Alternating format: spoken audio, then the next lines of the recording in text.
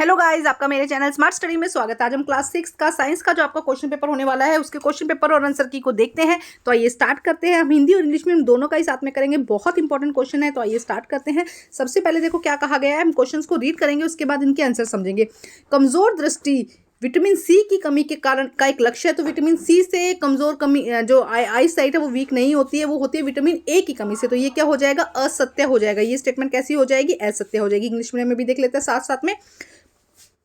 Poor vision is symptom of the deficiency और vitamin C की वजह से नहीं होता है, विटामिन ए की वजह से होता है, सी की वजह से स्कर्वी होता है। तो ये याद रख सकते हैं आप, सी की वजह से स्कर्वी होता है और ए की वजह से आईसाइट वीक हो जाती है। तो फॉल्स हो जाएगा।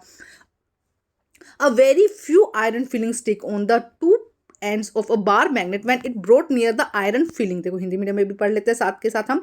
क्या कहा गया कि जब एक छड़ चुंबक को लोहे की छिलन, ये छड़ चुंबक है, इसे लोहे की छिलन के पास में लाया गया है, तो बहुत कम लोहे की छिलन छड़ के किनारों पर चिपकती है। तो किनारों पर क्या होता है? चुंबक तो सबसे ज्यादा होता है, तो बहुत कम नहीं चिपकेगी, बहुत ज्यादा चिपकेगी। तो स्टेटमेंट कैसी हो जाएगी? गलत हो जाएगी। दर्पण में स्पष्ट प्रतिबिंब दिखाई देता है, सत्य हो जाएगा। गन्ने के पौधे में फूल होते हैं, ये असत्य हो जाएगा। इंग्लिश में रीड करते हैं।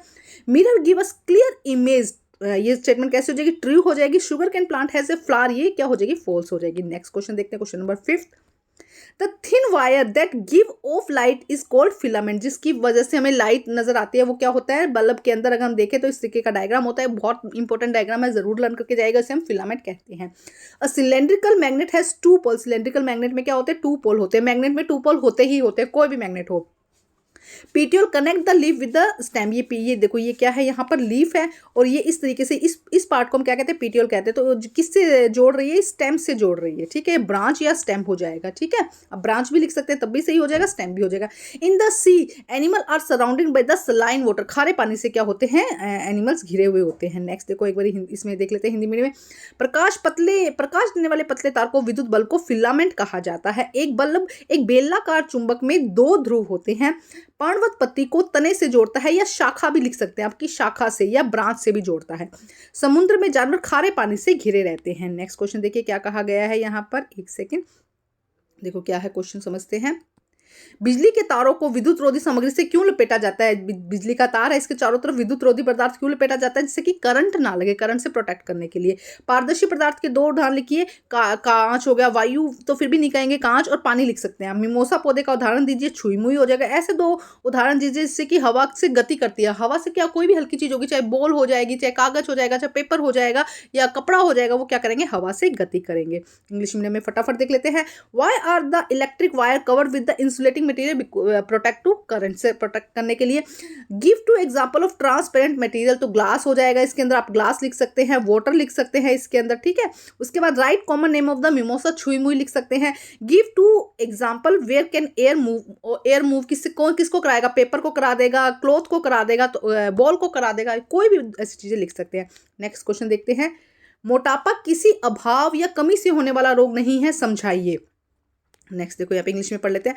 Obesity is not deficiency disease, explain. तो क्या होता है? मोटापा अधिक मात्रा में भोजन लेने से होता है, ज्यादा खाना खाने से होता है। अभावजन्य रोग किसे कहते हैं? जिसके अंदर किसी चीज की कोई विटामिन ए विटामिन सी जा ही नहीं रहा है बॉडी के अंदर, तो उसे हम अभावजन्य रोग कहते हैं। और कमी की, अभाव मतलब कि कमी होता है, लेकिन यहाँ पे क्या है? ज्यादा खाना खाने की वजह से मोटापा होता है। तो ये क्या है? इसीलिए हम इसको कह सकते हैं कि कमी की वजह से नहीं हो रहा है, एक्सेस में फूड लिया जा रहा है, तब ये होता है। नेक्स्ट देखो क्या है। छोटे भोजन को संतुलित आहार की आवश्यकता नहीं होती, जबकि वयस्कों को इसकी आवश्यकता अधिक होती है। इस कथन से आप सहमत है या नहीं? नहीं, इस कथन से हम बिल्कुल सहमत नहीं। एक बार इंग्लिश में रीड कर लेते हैं क्या कहा गया है। Young childrens do not need a balance diet where the adult people do need it. Do you agree this statement? Why और वाई नॉट? तो देखो इस स्टेटमेंट से हम बिल्कुल एग्री नहीं है, क्योंकि सभी को क्या होती है? बैलेंस डाइट की जरूरत होती है, सभी को नीड होती है इसकी, क्योंकि सभी को संतुलित भोजन की आवश्यकता होती है उनकी ग्रोथ के लिए, उनकी वृद्धि के लिए। ठीक है, उसके बाद थर्ड क्वेश्चन देखते हैं हम क्या कहा जा रहा है थर्ड क्वेश्चन में। नेक्स्ट क्वेश्चन देखो क्या है। पर्वतारोही अपने साथ ऑक्सीजन सिलेंडर क्यों लेके जाते हैं? देखो पर्वतारोही ऊपर पहाड़ों में क्या होती है? ऑक्सीजन क्या होती है? कम होती है। देखो हम इंग्लिश में रीड कर लेते हैं। क्वेश्चन देखो समझना आप लोगों को जरूरी है, रट्टा नहीं लगाना, क्योंकि एग्जैक्ट ऐसे क्वेश्चन नहीं आएंगे, क्वेश्चन घुमा फिरा के आएंगे। अगर आपको समझ में आ जाएंगे तो आप इजी हो जाएगा आपको आंसर लिखना। Why mountain carry oxygen cylinder with them and why should not breathe through the mouth? देखो क्या कहा, why we should not breathe through the mouth. देखो क्या कहा जा रहा है, दोनों आंसर साथ में ही देखते हैं हम यहाँ पर। ये देखो क्या कहा जा रहा है कि जो पहाड़ों पर अगर ऊपर की तरफ बात करता है, समुद्र तल से जितना ऊपर जाएंगे उतना ही क्या हो जाता है, पहाड़ों पर ऑक्सीजन जो है वो कम हो जाती है। जब ऑक्सीजन कम हो जाती है तो इसीलिए वो क्या करते हैं, अपने साथ में सिलेंडर को कैरी करते हैं। हमें मुंह से सांस लेने में, हमें मुंह से सांस क्यों नहीं लेनी चाहिए? नाक से सांस लेने से मिट्टी, धूल के कण आदि नाक के छिद्रों में ही जमा हो जाता है। देखो हमारे पास में क्या आता है, नोस्ट्रिल है, ये नाक है, नाक के अंदर बहुत सारे बाल होते हैं और म्यूकस होता है जो क्या करता है, गंदगी मिट्टी सबको क्या कर देता है, यहीं पे रोक देता है। अगर हम मुंह से सांस लेंगे तो वो सीधा हमारे स्टमक में चले जाएंगे, तो ये क्या करता है, नाक से सांस लेने पर ये सब मिट्टी धूल के कणों को यहीं पे रोक देता है और जब छींक आते हैं तो वो सारे बाहर निकल जाते हैं। इसीलिए ये हमें प्रोटेक्ट करता है और एकदम साफ एयर को क्या करता है, अंदर भेजता है। नेक्स्ट देखो क्या कहा जा रहा है, जड़ों के दो काम बताने हैं। रूट्स के वाटर अवशोषण करता है, पानी को क्या करता है, अब्जॉर्व करता है, पानी अवशोषण करता है, खनिज लवणों का अवशोषण करता है। ठीक है, ये हो जाएगा। इंग्लिश में देख लेते हैं। रूट्स के 2 फंक्शंस बताने हैं आपको। Right and 2 function of the root, तो वाटर अब्जॉर्प्शन एंड जो खनिज लवण है या मिनरल्स का अब्जॉर्प्शन भी कौन करता है, वाटर ही करता है, ये रूट्स ही करते हैं। आजकल बहुत सारे गाँवों में विद्युत आपूर्ति मिल रही है, इससे ग्रामीण को किस प्रकार की सहायता मिलती है? ग्रामीण मतलब कि गाँवों में किस तरीके से हेल्प मिलती है? तो देखो, अगर विद्युत की आपूर्ति होगी, देखो क्या है, now a days many villages getting electricity supply, how has it help in the villages? Villages को किस तरह से ये हेल्प करता है? तो देखो आसान है ना। अगर क्या होगा, बिजली मिलेगी तो देखो, एक तो चलो इलेक्ट्रिसिटी का तो क्या क्या फायदे हैं, पढ़ाई करना आसान हो जाएगा, उनके रोजमर्रा के काम आसान हो जाएंगे, डेली नाइट्स में जो काम होते हैं, पढ़ाई करना हो गया या बिजली पानी खाना बनाना, ये सब आसान हो जाएगा। लेकिन खेती में, कृषि में उनको बहुत ज़्यादा हेल्प मिल जाएगी कि मोटर चलाने के लिए उनके पास में पानी अवेलेबल होगा, या कुछ जुताई वगैरह करनी है, इलेक्ट्रिसिटी से कोई काम करना है तो वो आसान हो जाएगा। क्वेश्चन नंबर 6 देखते हैं। कदापि सूर्य में सीधा नहीं देखना चाहिए, क्यों? क्या होता है जब प्रकाश दर्पण पर पड़ता है? तो देखो दोनों ही समझ लेते हैं इंग्लिश मीडियम में एक बारी। Never look directly at the sun, why? What happened when light fall on the mirror? देखो क्या हो जाएगा यहाँ पे, देखो सीधा क्यों नहीं देखना चाहिए, क्योंकि आंखों में तेज रोशनी चलना चाहिए, एकदम से जो सन की लाइट होती है वो बहुत तेज होती है। अगर हम सीधा इस तरह से देखेंगे तो वो सीधी आंखों में चली जाएगी और आंखों को क्या कर सकते हैं, डैमेज कर सकते हैं, आंखों को नुकसान हो सकता है देखने के लिए। ठीक है, क्या होता है जब प्रकाश ये दर्पण है, इस पर सीधा प्रकाश गिरेगा तो वो क्या हो जाता है, परावर्तित होता है। प्रकाश क्या हो जाता है, सन जो मिरर है उससे टकरा कर क्या हो जाएगा, रिफ्लेक्शन हो जाएगा, रिफ्लेक्टेड हो जाएगा, परावर्तित हो जाएगा। आप मैग्नेस की छड़ी से किस तरह से बना सकते हैं, मतलब आप मैग्नेट किस तरह से बना सकते हैं? तो एक मैग्नेट, इसके लिए देखो आपको समझना पड़ेगा क्या करना है। कोई भी एक लोहे का टुकड़ा लेंगे, लोहे के टुकड़े को क्या करेंगे, आप अच्छे से मैग्नेट के ऊपर रब करेंगे ना, रब करने से वो किस में कन्वर्ट हो जाएगा, मैग्नेस में कन्वर्ट हो जाएगा। उसके बाद नेक्स्ट देखो क्या है, बहुत इंपॉर्टेंट क्वेश्चन है, परिभाषित कीजिए और प्रत्येक का उदाहरण दीजिए। दीप्त पिंड और अदीप्त पिंड अच्छे से करके जाइएगा। पारभासी, पारदर्शी और अपारदर्शी वस्तु, ये अच्छे से ये 3 क्वेश्चन रट लेके जाइएगा। दीप्त पिंड क्या होता है, जो अपने में से प्रकाश देते हैं, उन्हें दीप्त पिंड कहते हैं। अदीप्त पिंड क्या होता है, जो अपने से प्रकाश नहीं देते हैं। पारभासी वस्तुएं क्या होती है, जिनसे आर पार धुंधला दिखाई दे। जैसे कि कोई प्लास्टिक की थैली मान लो, जब उसके आर पार देखोगे तो आपको धुंधला नजर आएगा। तो जिस भी वस्तु के आर पार धुंधला नजर आता है उसे हम पारभासी कहते हैं। जैसे क्या हो जाएगा, पॉलिथीन हो जाएगा। इसमें प्रकाश को कम पार करता है, वो पूरी तरह से प्रकाश को पार नहीं जाने देता। इंग्लिश मीडियम में देख लेते हैं क्वेश्चन एक बार, ये क्या कहा गया है। Right the definition of the following and give one example. Luminous and non luminous. Luminous क्या हो जाएगा, सन हो जाएगा, जो क्या करता है, खुद लाइट इमिट करता है, उन्हें हम क्या कहते हैं, ल्यूमिनस कहते हैं। जो लाइट इमिट नहीं करता है उसे हम क्या कहते हैं, जैसे दीवार हो गई, कुछ भी होगा, जो लाइट नहीं देता है उसे हम नॉन ल्यूमिनस कहते हैं। ट्रांसक्यूलेंट क्या होता है, जो अपने में से आधे प्रकाश को जाने देता है, जैसे कि प्लास्टिक, पॉलिथीन हो जाएंगी, जिसमें से क्या होगा, धुंधला नजर आता है। ठीक है, उसके बाद नेक्स्ट देखते हैं question number 9। The handle of tools like screwdrivers and the pliers used to electrician for repair work usually have plastic and rubber cover on them. Can you explain why? अभी क्वेश्चन आया, उसी से related question आ गया। मरम्मत कार्य करने के लिए बिजली मिस्त्री को उपयोग किए जाने वाले उपकरण, जैसे कि पेचकस या प्लायर्स के हत्थों पर, ये पेचकस है ना, इसके हत्थों पर यहाँ पे जहाँ से पकड़ते हैं प्लास्टिक या रबड़ का आवरण चढ़ा होता है। क्यों? क्योंकि प्लास्टिक विद्युत का कुचालक होता है। क्योंकि प्लास्टिक जो है वो क्या होता है, इंसुलेटर होता है, जो क्या करता है, अपने में से करंट को पास नहीं होने देता है, जिससे कि करंट नहीं लगता। ठीक है, उसके बाद देखो नेक्स्ट क्या कहा गया। यदि किसी वस्तु के चालक परिशक्ति का उपयोग करके यह देखा गया है कि बल्ब दीप्तमान होता है, क्या यह वस्तु विद्युत का चालक है या विद्युत का रोधक है? व्याख्या कीजिए। अगर किसी भी टेस्ट में यहाँ पे हम टेस्टर का उपयोग करते हैं और क्या होती है, बल्ब, यहाँ पे जो बल्ब जल जाता है, इसका मतलब वो क्या है, विद्युत का चालक है। जब भी तो लाइट जली ना, विद्युत का चालक है और करंट को पास होने देगा। नेक्स्ट क्वेश्चन देखते हैं क्या। Using a conduction tester and object was found that bulb began to glow. अगर बल्ब जल गया तो वो क्या हो जाएगा, कंडक्टर हो जाएगा, और वो क्या करेगा, मतलब कि विद्युत का जो करंट है वो फ्लो कर रहा है और लाइट क्या हो, ऑन हो जाती है। नेक्स्ट देखो question number 10।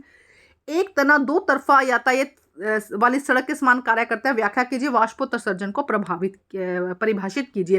In plant stem is like two way street, explain, define transpiration. देखो बहुत इंपॉर्टेंट और बहुत अच्छा क्वेश्चन है, इसको समझना बहुत ज़रूरी है, तभी आप समझोगे, तभी आप लिख पाओगे। देखो क्या है, ये एक स्टेम बनाया हमने, यहाँ पे हमने लीफ बना दी और यहाँ पे हमने क्या बना दिया, रूट बना दिया। अब क्या देखो ध्यान से समझो, इसमें क्या कहा जा रहा है, पत्तियों ने क्या बनाती है, पत्तियां भोजन बनाती है, तो ये भोजन इस तरीके से यहाँ पर जाएगा और पूरे प्लांट में फैलेगा। और लीफ और जो रूट्स है वो क्या करती है, पानी का ऑब्जॉर्प्शन करती है, पानी को पूरे पौधों तक पहुँचाते हैं। तो ये देखो, तो इस तरह से क्या हो रहा है, एक तरफ तो नीचे की तरफ आ रहा है और एक तरफ ऊपर की तरफ जा रहा है, तो दोनों तरफ की सड़क के जैसे समान कार्य कर रहा है। अभी नीचे यहाँ से जो खाना बना है वो नीचे जा रहा है और यहाँ से जो पानी है वो ऊपर आ रहा है, तो इस तरह से दोनों तरफ से काम कर रहा है। तो पत्तियां भोजन को जड़ों तक पहुंचाती है और जड़ें पानी को पत्तियों तक पहुंचाते हैं, तो दोनों तरफा काम हो जाता है, ऊपर भी लेके जाता है पानी को ऊपर लेके जाता है, खाने को नीचे लेके जाता है, इसीलिए दो तरफा सड़क के समान कार्य करता है। वाष्पोत्सर्जन को प्रभावित कीजिए, परिभाषित कीजिए। पत्तियों द्वारा जल का निष्कासन, ये लीफ है, लीफ में क्या होता है, स्टोमेटाज होते हैं, रंध्र होते हैं लीफ के अंदर। ये रंध्र क्या करते हैं, यहाँ से पानी निकलता है, तो जितना पानी निकलेगा उसे हम वाष्पोत्सर्जन कहते हैं। तो पत्तियों द्वारा जल का निष्कासन उसे हम क्या कहते हैं, वाष्पोत्सर्जन कहते हैं। सभी जीवित सजीवों या जीवित की किन्हीं 3 सामान्य विशेषताओं को बताइए, श्वसन, गति, वृद्धि और जनन। जनन इनमें सबसे मेन हो जाएगा, श्वसन, गति, वृद्धि, जनन, या संवेदनशीलता भी आप लिख सकते हैं इसके अंदर, ठीक है। इंग्लिश मीडियम में क्वेश्चन एक बार देख लेते हैं क्या कहा जा रहा है। क्या कहा गया, डिस्क्राइब द स्ट्रक्चर, नहीं ये राइट एंड इज वन, एक सेकेंड, ये हमने पढ़ लिया था। One statement each of 3 common characteristic of the living beings. Living beings क्या कर सकते हैं, रेस्पिरेशन कर सकते हैं, मूवमेंट कर सकते हैं, रिप्रोडक्शन कर सकते हैं, ठीक है। इस तरीके से आपको 3 पॉइंट लिखने थे। Describe the structure of magnetic compass, make a list object magnetic and those are not magnetic. हमें दोनों चीजें बताने की कौन सी मैग्नेटिक है, कौन सी मैग्नेटिक नहीं है। तो देखो फर्स्ट, चुंबकीय कंपास की संरचना आपकी बुक में है, आप वहां से डायग्राम याद करके जाइएगा, बहुत अच्छे से डायग्राम इंपॉर्टेंट है। अच्छा, उन वस्तुओं की सूची बनाइए जो चुंबकीय है, जो चुंबकीय नहीं है। तो पहले हम चुंबकीय वाली देखते हैं कि जो चुंबकीय है। तो देखो चमड़ा चुंबकीय नहीं है, निकेल क्या है यहाँ पे चुंबकीय है, कागज चुंबकीय नहीं है, कांच चुंबकीय नहीं है, लोहा यहाँ पर चुंबकीय, और कोबाल्ट यहाँ पर चुंबकीय है। और नॉन जो अचुंबकीय है, जो चुंबकीय नहीं है, चमड़ा चुंबकीय नहीं है, कागज चुंबकीय नहीं है, कांच चुंबकीय नहीं है, ठीक है। इंपॉर्टेंट है, याद करके जाइएगा। अब हमें ए और बी में मिलान करना है, इंग्लिश में भी देख लेते हैं। देखो egg, groundnut, bread, sunlight, watermelon, vitamin B, यहाँ और यहाँ पे देखते हैं। अब हिंदी मीडियम में एक बार देख लेते हैं। तो अंडा, अंडे के अंदर क्या होता है, प्रोटीन होता है, अंडे में क्या होता है, प्रोटीन होता है। मूंगफली क्या है, एक वसा का प्रकार है। ब्रेड में क्या होता है, कार्बोहाइड्रेट। सूरज की रोशनी में विटामिन डी होता है। तरबूज में क्या होता है, पानी होता है। विटामिन बी यहाँ पे क्या हो जाएगा, यकृत। विटामिन बी क्या हो जाएगा, यहाँ पर यकृत हो जाएगा, ठीक है। उसके बाद नेक्स्ट देखो क्वेश्चन 13 क्वेश्चन में क्या कहा गया। पहेली आज उत्साही थी क्योंकि उसके विद्यालय में प्रधानाचार्य को स्वतंत्रता दिवस के समारोह पर राष्ट्रीय ध्वज का ध्वजारोहण करना था। उसने ध्वजन और वाद सूचक को वायु, जो कि कई गैसों का मिश्रण है, के लाते हुए कुछ देर के बाद रुकते हुए देखा। देखो एक बार क्वेश्चन रीड करते हैं, इंग्लिश में क्या कहा गया। पहेली वॉज एक्साइटेड टूडे, पहेली, एक second, Paheli was excited today since the principal her school was host the national flag on the occasion of independence celebration.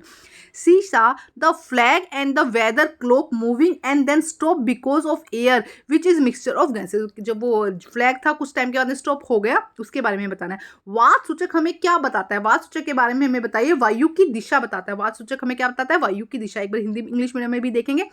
पवन की दिशा और जिसकी गति निर्धारित करती है वह है, पवन की दिशा, देखो क्या कर रहा है, पवन की दिशा जिसकी गति निर्धारित करती है। पवन की दिशा किसकी गति, देखो पतंग की नौकायान तो नहीं कर सकते ना पवन के द्वारा, नहीं, हम जो नाव चलते हैं वो तो नहीं, वो तो पानी से डिसाइड होगा, फिरकी भी नहीं होगा, तो पतंग यहाँ पे आ जाएगा। नेक्स्ट देखो, वायु के वे घटक जो सजीवों के लिए हानिकारक है, तो धूल और धुआं, धूल वाष्प, ऑक्सीजन और धुआं और जलवाष्प, ये सारे क्या है, एक एक चीज अच्छी है। जलवाष्प अच्छा है, ऑक्सीजन, जलवाष्प, यहाँ पे जलवाष्प अच्छा है, लेकिन धूल और धुआं दोनों ही क्या है, अच्छे नहीं है।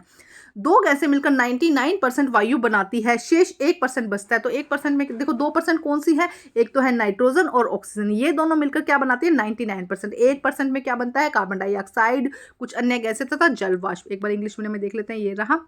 A weather clocks tell us about the direction of air.